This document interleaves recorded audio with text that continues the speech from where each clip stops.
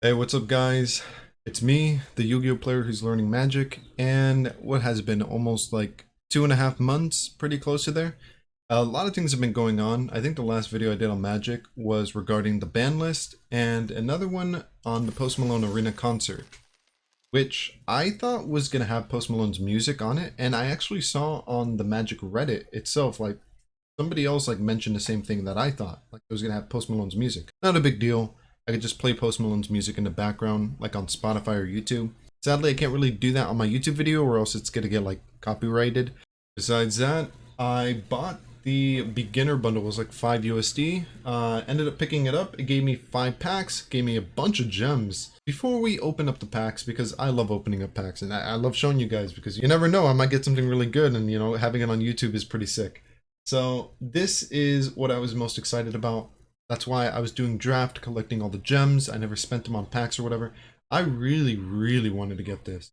What am I, level 62? That means I'm going to be getting rewards from like all of the old stuff, which, I mean, I hope it's a lot of good stuff. I'm going to be buying this. I'm excited to be sharing this with you guys because I'm extremely excited. I wanted this so bad. If you want it, you also have to give it. Okay, so here we got our first avatar creature dude. Now I'm not gonna lie, I'm not really happy with him. I want like something cute or something really awesome like a dragon. But I mean, he's our first, so he's gonna be legendary. Also, we got a cool sleeve. What else did we get? Is that all we, oh, it doesn't tell us anything else we got? Okay, so this is the total packs. Now we have 3 packs of Dominion United to open up. What else? Baldin Gate, 4 Capria, 4 Kamigawa, 4 of this one. I think this is the next pack that's leaving the set. And yeah, I don't know if any of these are like not legal. I think probably the Midnight Hunt might not be legal, but I could be wrong. But let's open up the pack, let's see what we get, and maybe we can do something really cool. I opened up all of them at once, didn't I? Okay, we'll just ignore that. That was a mistake on my part. But let's just continue. So the thing I'm most excited about here is that this is cool. Braids is cool. But I'm more excited about the lands, because lands that I think these are called shock lands. Like you take damage when you, not when you play them, but when you like use the mana cost, like Death, Fire, Plain Water. These are really cool. I'm very excited about those. Let's see the next pack. This is Baldur's Gate. Play something good. Oh, I've seen this card actually. I used it in the Post Malone Dragon deck. And we got Uncommon and Fraying Line. Alright, okay, what else, what else? Now we got some cool stuff. We're gonna open up one at a time. I don't want to open them all of them. What? Did I open up all of them? Wait, this comes with so many... You guys know more than me about that. It comes with a lot of cards. I don't know what's going on. Let's start for the bottom ones first. We got 2... Oh, are these alchemy cards? Is that why? We got 2 masked bandits. What is this? I think one is an alchemy and one... Yeah. So I think... I'll zoom in right there. That little symbol, I think that means that it's only an alchemy card. I don't play alchemy, I play standard. So yeah, I mean, it's cool to have. I might play an alchemy event whenever they do them, because sometimes you get like free cosmetics from alchemy events. And let's see, what's our rare or whatever? Obscura Ascendance. Okay. I mean, it's interesting. I wonder why are these rares as well? I'm curious. What is the next pack going to look the same? Kinda. Ooh, Strangle. I like Strangle. The Courtyard card. Let's see, what is this? Create a treasure token. Okay. What about this one? Fire Sledge Arsonist, excuse me. And Erat Street Artist. I don't think I've seen this card be played that much, but I mean, it doesn't look bad. It has flash. That's kind of sick. I like that. Hoping for mythics. I don't know what the mythics are in this set. If you guys know, I mean, feel free to let me know. But let's see. Like, nothing really too unique. What about this? Cemetery Tampering. Okay. Looks like it's a mill card. It might be kind of useful. Not gonna lie. Final pack of New Capina. Oh, I've seen this card before. I like this card. Let's see. Let's do this one first. Public Enemy. Okay. What about this? Rigo, Streetwise Mentor. Oh, he looks cool. All right. Okay, this one I'm the most excited about. Just because I want to get... I like that samurai girl. I think she's really cool. Also, it's a more newer set, so... Oh! Oh, that's good! A mythic rare? Yo, yeah, let's go! Next pack, let's go! I like that, I like that. What else we got? We got, Ryu, Storm's Edge. He's pretty cool. Fire Plane. I might in the future make a Fire Plane deck if I get more cards. I'm more excited about this card. I don't know if this is common, uncommon. This card is really good. Cameo Safekeeping. Genuinely an extremely powerful card. Let's see what else. Spell Pierce. I don't think I had that, and that's a spell negate, right? Yeah, it's kind of good. Alright, what's this? Hidesugu consumes all. 3 mana. It looks like a sideboard. Interesting. I hope it's mythical. I want to pull some max rarity stuff if you know what I'm saying. Alright. Let's see that. Oh, that's a good one. I'm so happy. That I've seen that used in low fire control decks. What are they called again? Let me bring it up on screen. So the website I'm on is MTGA Goldfish, and I think they're called Mono Red Aggro. I like to call the decks low fire control or low fire beatdown. But yeah, that card is extremely powerful in that deck. Alright, now we got Crimson Vow. Now Crimson Vow I'm not super excited about, simply because, yeah, I think it is standard legal, but it is the next set that's going to be leaving the meta. So I'm not going to be able to use these cards for that long. I don't know, maybe we can get something good and use it in another deck, like if we don't play like standard or whatever the ranked gameplay is in the future. So, let's see. Dream Shackle Geist. The beginning of her combat. It's cool. I like that. Alright, what else do we got?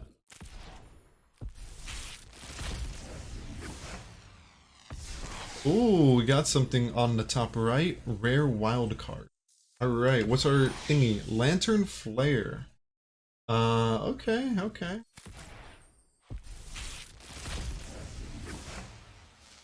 Ooh, Taxidermist. I like this card. This is a good card. What about this? Ah, that's really good too. Yo, we have so, look at that. You seen that? 8 common, 7 uncommon, 4 wild, 4. We have a lot. Oh, I am happy. I'm genuinely happy with this opening. Blood Craze Socialite. I've seen this card. People play this card actually a lot. And I'm not sure if it was a water deck or not, but I see it a lot. Cemetery Prowler. Now this card I do see a lot too in grass decks. So I think it's genuinely a good card. You like exile a card or something and then it like costs less to activate the thingy or whatever. What else do we got from the... Oh, we got another thing. Yes, please. Alright, what else? Saruth, the Viper's Fang. Okay, alright. Final packs. This is Midnight Hunt. I don't know if this set's legal or not, but let's see what we get. Boom. Ooh, that's an ugly looking card. I don't like... Oh my god, I don't like that at all. Back.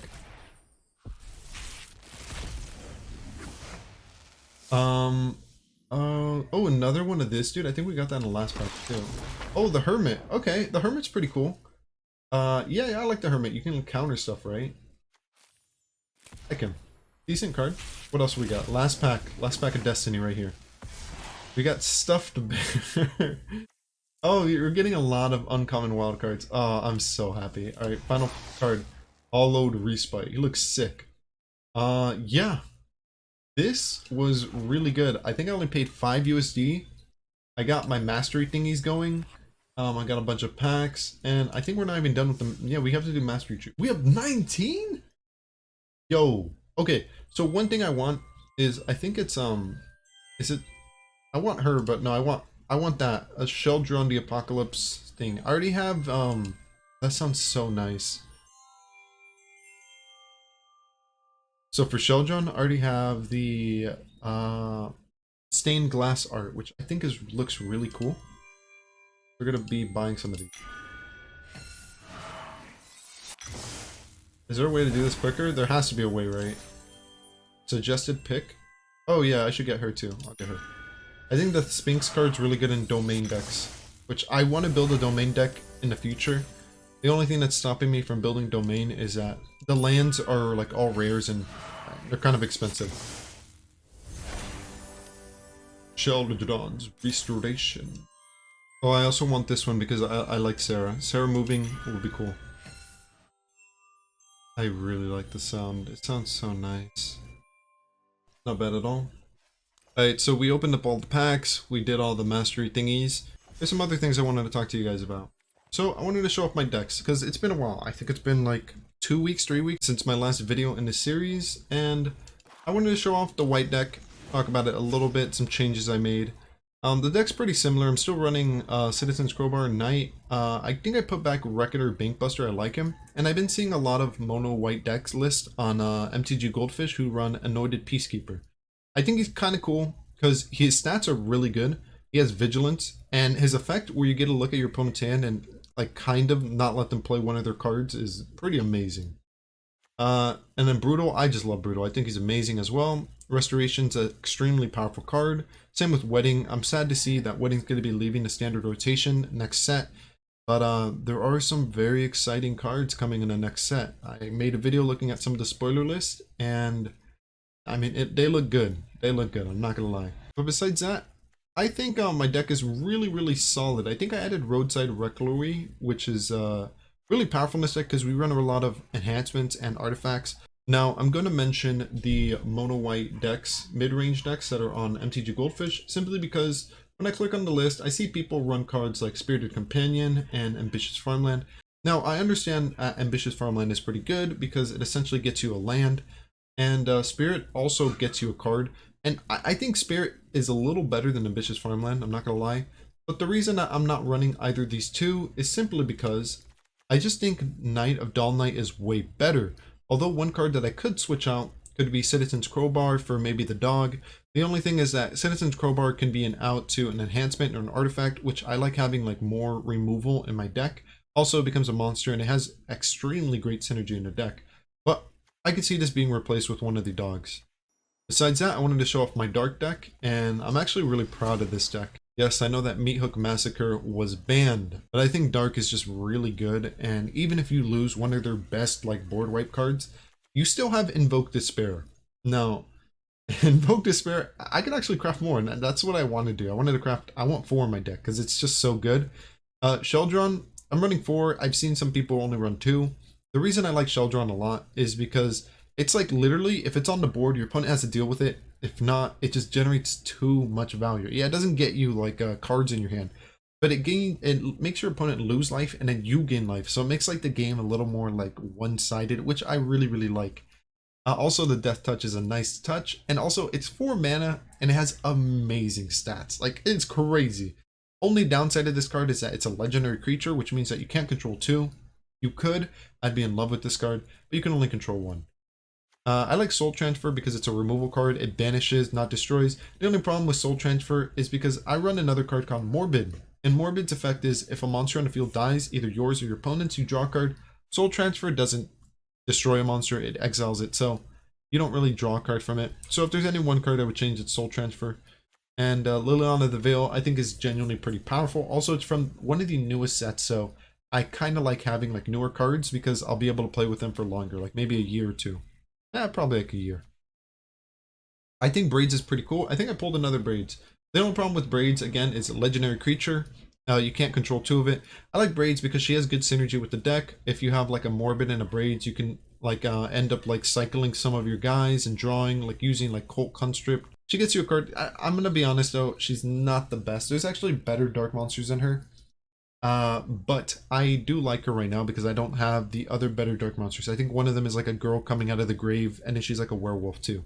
I really like her. And now that I have some rares, maybe I can craft her and make the deck. Tenacious Underdog, extremely powerful. It's good on the field, it's really good in the graveyard. It draws you cards, works extremely well with Morbid. 4 Infernal Grasp, just because it's like straight up removal, like destroy monster, you lose life. Yeah, you lose life, but then you have Sheldron where you gain life, so it's not really a big deal that you lose life. Evolved Sleeper is one I've been sleeping on, like literally. I didn't think it was that good, but then like as I played more Magic, I realized, yo, this card is kind of insane. Not only does it just keep getting bigger and bigger, if you draw this like mid or late game, it can just literally, you can spend your mana and it could be like a big body, like a 4/4 body. You draw a card and it has death touch. This card is just good. It's good beginning, it's good middle, and it's good ending. I didn't think it was that good. And then I realized, wait, it's just good throughout the whole entire game. There's few cards in this game that I believe are good throughout the whole entire game. This is one of them. So I'm really happy I have that.